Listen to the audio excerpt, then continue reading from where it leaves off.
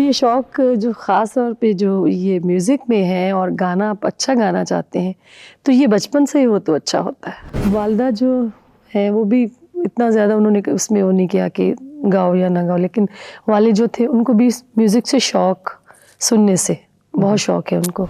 मुझे लगता है कभी-कभी मैं अपने मिज़ाज के ख़िलाफ़ कोई भी काम नहीं कर सकती। जी, मुझे ग़ज़ल में ज़्यादा मज़ा आता है गाने में, लेकिन मैंने सीखा है सेमी क्लासिकल भी, मैंने बल्कि क्लासिकल भी सीखा है, सेमी क्लासिकल और गाया भी है।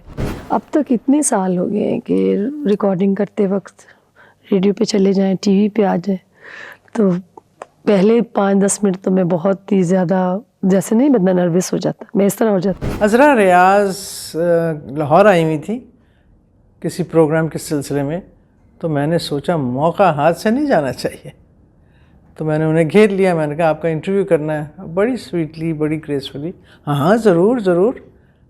तो उस दिन हमने बैठ के फिर गपशप की, बातें की, और बहुत सी बातें उनके बारे में भी और उनकी मौसीकी के बारे में, और ज़ाहिर है कुछ घरेलू जो बातें होती हैं वो भी की। अज़रा रियाज़। अज़रा, ये गाना जो है ये आपका भी ओढ़ना बिछोना है? जी बिल्कुल, अब तो ओढ़ना बिछोना बन ही चुका है और इसी के साथ सारे काम जो हैं बाकी जुड़े हुए ज़िंदगी के, वो सारे इसी के साथ ही जुड़े हुए। तो ये अज़रा रियाज़ ने कब ये जाना? अब तो खैर अज़रा सलामत है। जी, लेकिन मैंने चेंज नहीं किया। आपने नाम नहीं चेंज किया, इसलिए मेरे मुंह पर अज़रा रियाज़ ही है। जी बिल्कुल। तो अज़रा रियाज़ ने कब ये जाना कि गाना उसका ओढ़ना बिछोना है? मैंने जी, फिर वही बात आ जाती, सब कहते हैं कि जी वो शौक़ जो था वो बचपन से था। तो ये शौक़ जो ख़ास तौर पे जो ये म्यूज़िक में है और गाना आप अच्छा गाना चाहते हैं, तो ये बचपन से ही हो तो अच्छा होता है। मेरा ख़्याल है आप बड़े होके अच्छा गाना नहीं गा सकते, जिसको कहें कि अच्छा गाना। चलो फिर हमारी तो गुंजाइश है। नहीं, ये तो मतलब मैं एक बात होता है ना कि जी वो कहें जी सर, हर आदमी यही कहता है, जिससे पूछें गाने वालों से, क्योंकि जी बचपन से शौक़ था। तो जो ये शौक़ बचपन से जो होता है, वो बचपन से शौक़ ही हो तो फिर आप उसको आगे बढ़ा सकते हैं। तो शौक़ से क्या मुराद है? गाना सुन के कोई जी बिल्कुल, रेडियो पे गाना सुना, उसी को दोहरा लिया? मैं जी फ़रीदा ख़ानम साहिबा से बहुत ही मुतासिर, बहुत उनका गाना मुझे बहुत पसंद, और भी माशाल्लाह उस वक्त में मेहदी साहब का बहुत नाम और बहुत अच्छा गाना उनका सुना। लेकिन मैं ज़्यादा, मुझे फ़रीदा जी बहुत पसंद थी और माशाल्लाह भी हैं, तो बस उनका गाना मैं बहुत सुना करती थी और मुझे लगा कि मैं कोशिश करूं शायद थोड़ा सा मैं भी गा सकूं। तो काफ़ी अर्सा पहले तो मैंने उनकी काफ़ी चीज़ें वो उन्हीं की गाया करती थी। तो फिर सब लोगों ने कहा कि भाई आपको कुछ अपना मतलब अलग से मकाम बनाना है, तो उसके लिए आपको कुछ अपना करना पड़ेगा। रिकॉर्डिंग भी करानी तो उन्हीं की चीज़ें करा देनी और गाना भी तो उन्हीं की चीज़ें गाना। तो फिर थोड़ी सी कोशिश की, कुछ अपनी पहचान हो सके, कुछ अपना नाम मकाम हो सके। ख़ानदान में कोई और गाता है? नहीं जी, कोई नहीं गाता। एक मेरी कज़न है, वो भी इतना ज़्यादा, वो उनको बस ये चलें, वो तो शौक़ जी हो गया। हाँ, शौक़। तो फिर जब अज़रा ने कहा कि मैंने गाना है या मैं गाना चाहती हूँ, जी, तो आपकी वालिदा हैं, वालिद हैं? जी बिल्कुल, माशाल्लाह से उन्होंने, वालिदा जो है वो भी इतना ज़्यादा उन्होंने उसमें वो नहीं किया कि गाओ या ना गाओ, लेकिन वालिद जो थे उनको भी म्यूज़िक से शौक़, सुनने से बहुत शौक़ है उनको, तो इसलिए उन्होंने वो भी माशाल्लाह से, वो भी जो मेरी पसंदीदगी का जो सिलसिला चला फ़रीदा जी से, उनका भी यही था कि गाने को बहुत, हर सब गाने वालों को बहुत पसंद करना, जहाँ कहीं अच्छा गाना हो मुझे लेके जाना सुनाने के लिए, उनको बहुत शौक़ था। तो इस वजह से कोई रुकावट नहीं हुई। मैंने कहा कि मैंने ये सीखना है या मुझे कोई उस्ताद जो है होना चाहिए, तो उन्होंने मुझे कुछ नहीं कहा, उन्होंने कहा ठीक है, मना नहीं किया। हाँ, लेकिन ये कि तालीम ज़रूर थोड़ी सी मुतासिर हुई उससे, क्योंकि फिर वही है कि आपने एक ही काम किया, फिर तालीम जो है वो थोड़ी सी रह गई। गाना सीखने की हद तक तो चलें, वालिदैन शायद मना भी नहीं करते, हौसला अफजाई भी करते हैं जी, लेकिन स्टेज पर गाना या रेडियो में या टेलीविज़न या परफॉर्म करना, ये किसी हद तक जी शायद कुछ वालिदैन मायूब समझते हैं।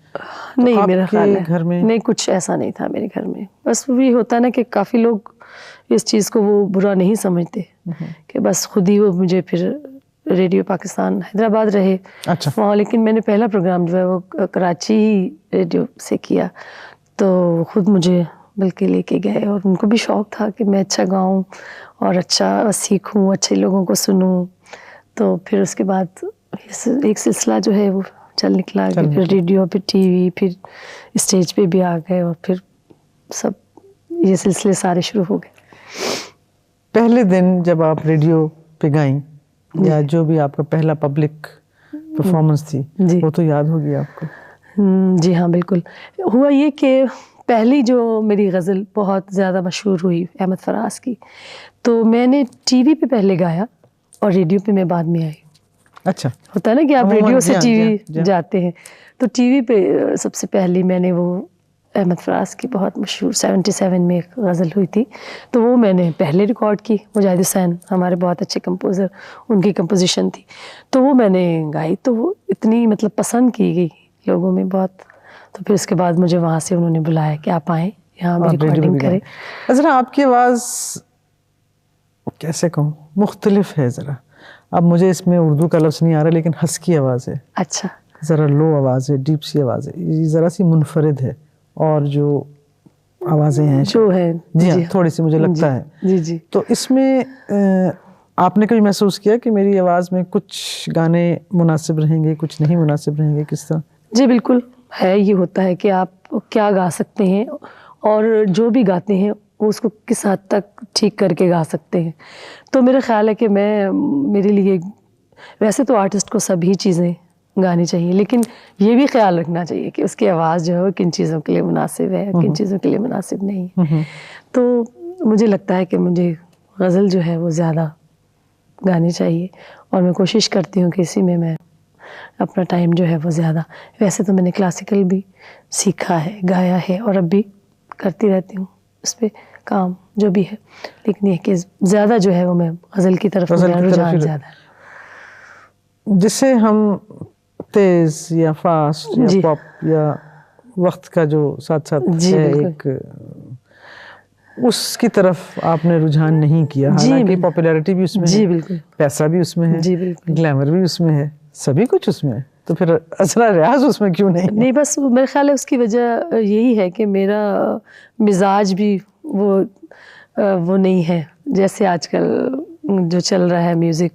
मेरे ख्याल है मैं वो म्यूज़िक पसंद नहीं करती, शायद इस वजह से मैंने उसमें कभी कोशिश ही नहीं की, ट्राई ही नहीं की कि मैं जाऊँ उस तरफ।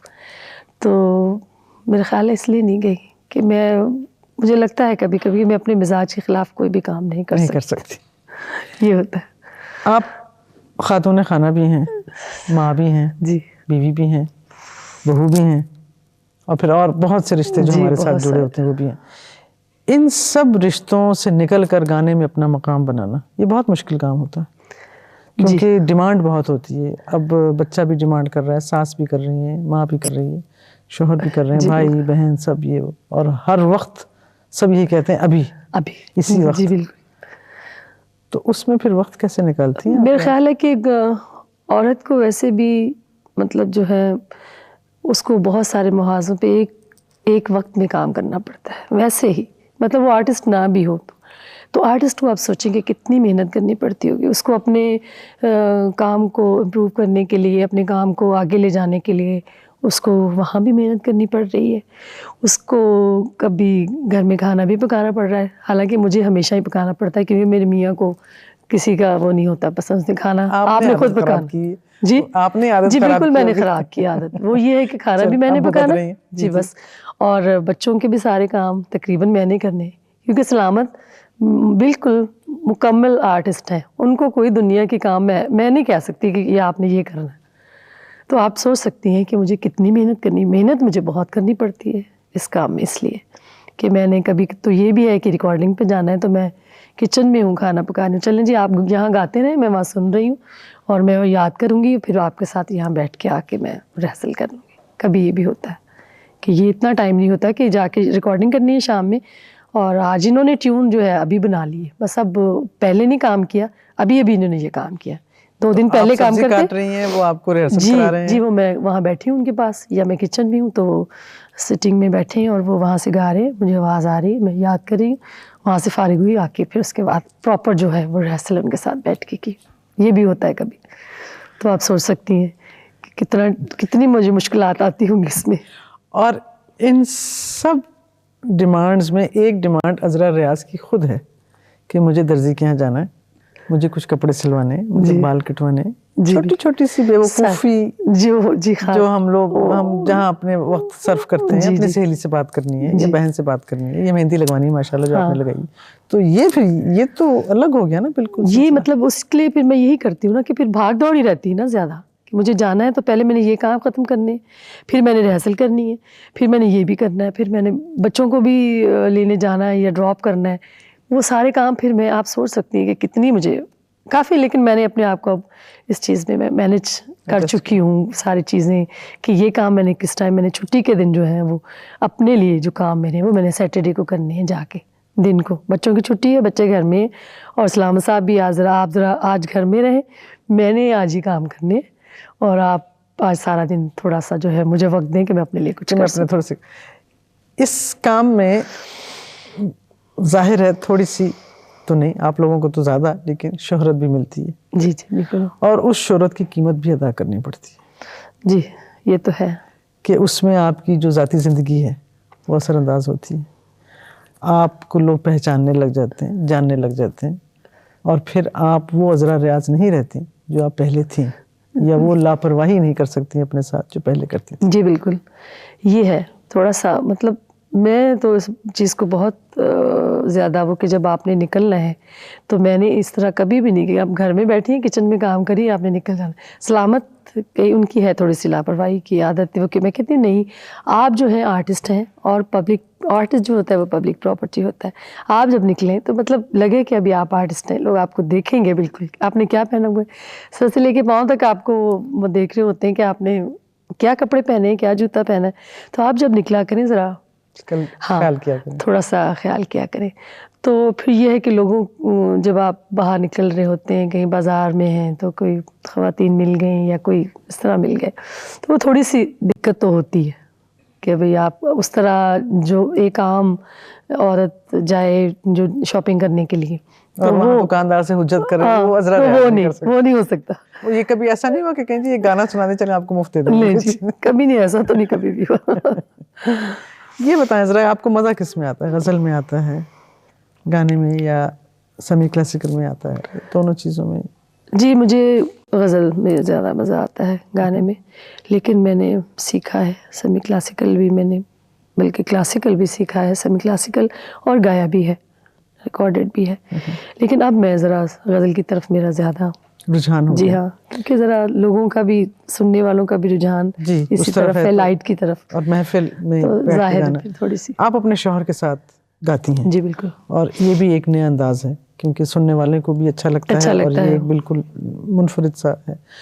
तो सलामत बहैसियत पार्टनर, एक तो है ना वो आपकी लाइफ पार्टनर है, वो तो हम नहीं पूछेंगे, वो तो आपकी सिलेक्शन है, लेकिन बहैसियत परफॉर्मिंग पार्टनर किस तरह आपके साथ बैलेंस करते हैं? क्या आपको उसमें अच्छा लगता है, क्या नहीं अच्छा लगता है? किस तरह आप दोनों एक दूसरे को सहारा देते हैं जब आप स्टेज पर होते हैं? नहीं, ये है कि जब आप पब्लिक परफॉर्मेंस कर रहे होते हैं तो उसके लिए पब्लिक को साथ लेके चलना बहुत ज़रूरी है। आपकी जो रिकॉर्डिंग है वो एक अलग चीज़ है, आप गा रहे हैं, लोग देख रहे हैं वो, लेकिन जब आप लाइव परफॉर्म कर रहे होते हैं तो उसमें बहुत ज़रूरी होता है कि पब्लिक को आपको साथ लेके चलना है। तो ये उनमें एक माशाल्लाह अच्छी चीज़ है कि वो पब्लिक को बहुत अच्छा साथ लेके, जिस तरह मतलब सुनने वाले चाह रहे हैं उनको उस तरह लेके चलती हैं साथ, और काफ़ी चीज़ें ज़ाहिर है मैंने भी बहुत कुछ उनसे सीखा है, इसमें कोई कहने में मुझे नहीं शर्म आ रही कि मैंने काफ़ी कुछ उनको परफॉर्मेंस करते वक्त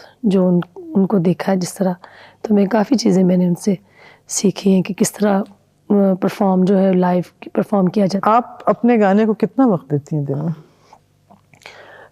रोज़ाना तो नहीं हो सकता, लेकिन यही है कि दूसरे चौथे दिन बैठ जाते हैं हम लोग। और वैसे एक ये भी बात है कि आप वो टाइम की, उस पर कोई पाबंदी नहीं होती। ये नहीं कि जी हम तो सुबह ही उठ के रियाज़ करते हैं, ये कभी नहीं हो सकता।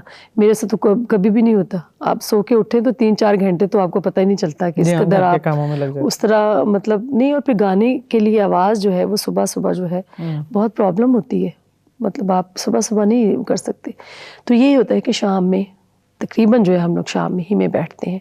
दूसरे दिन एक दिन छोड़ लिया, 2 दिन छोड़ दिए, ज़्यादा ये कंपोजिशंस वगैरह करते रहते हैं या फिर मुझे गाइड करते रहते हैं। उसके अलावा मैं अपना भी, मेरे हैं उस्ताद, उनके साथ भी मैं बैठती हूँ और काम करती हूँ, तो 2-3 घंटे तो हो ही जाते हैं। आपको इतना वक्त मिलता है कि आप अपने रिश्तेदारों से या घरेलू जो आपकी जिम्मेदारियां हैं उनको भी पूरा करें, या कुछ रह जाता है कभी-कभी? मैं सब कोशिश करती हूँ, मेरा अपना ही कोई काम रह जाता होगा जो ख़ास ख़वातीन की एक दिलचस्पी का वो होता है कि आपने बाज़ार जाना है या आपने पार्लर जाना है, इस तरह की चीज़ें मेरी रह जाती हैं। बाकी जो हैं वो तकरीबन मैं पूरी करती हूँ।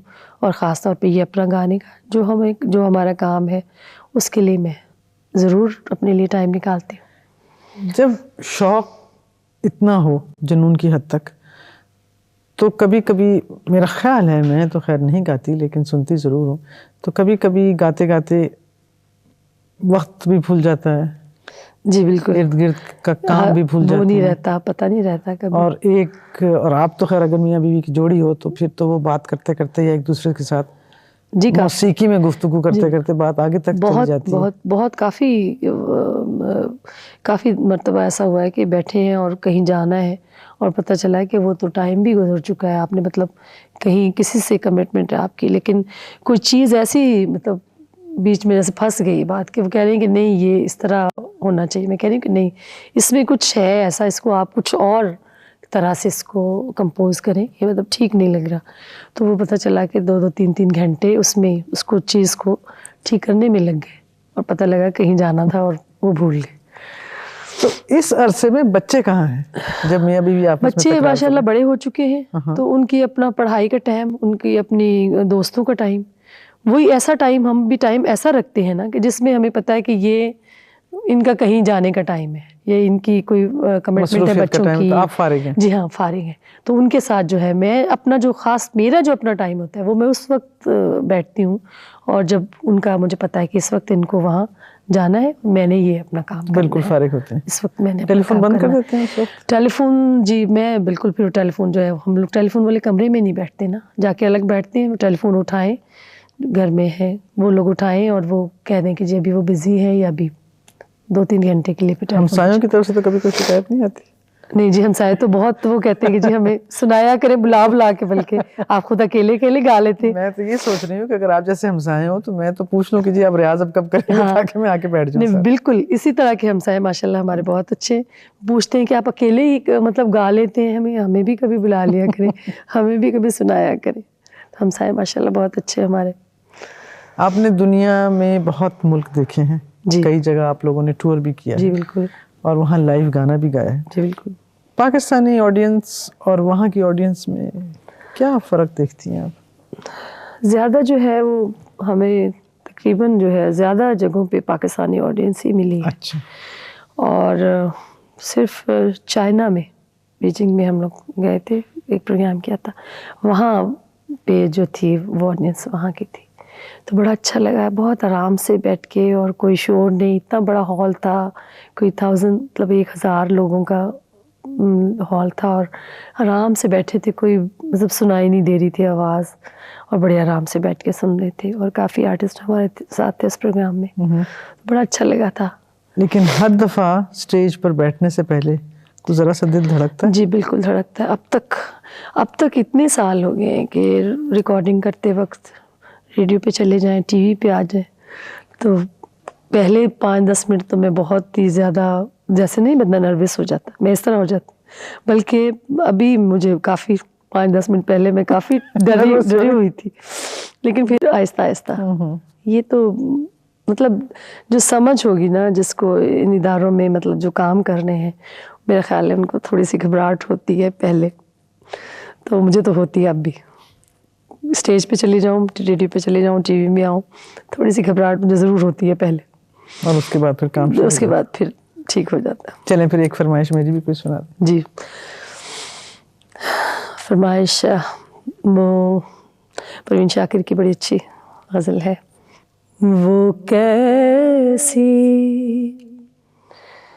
कहाँ की जिंदगी थी जो तेरे बगैर कट रही थी, वो कैसी कहाँ की जिंदगी थी, जो तेरे बगैर कट रही थी, वो कैसी कहाँ की जिंदगी थी।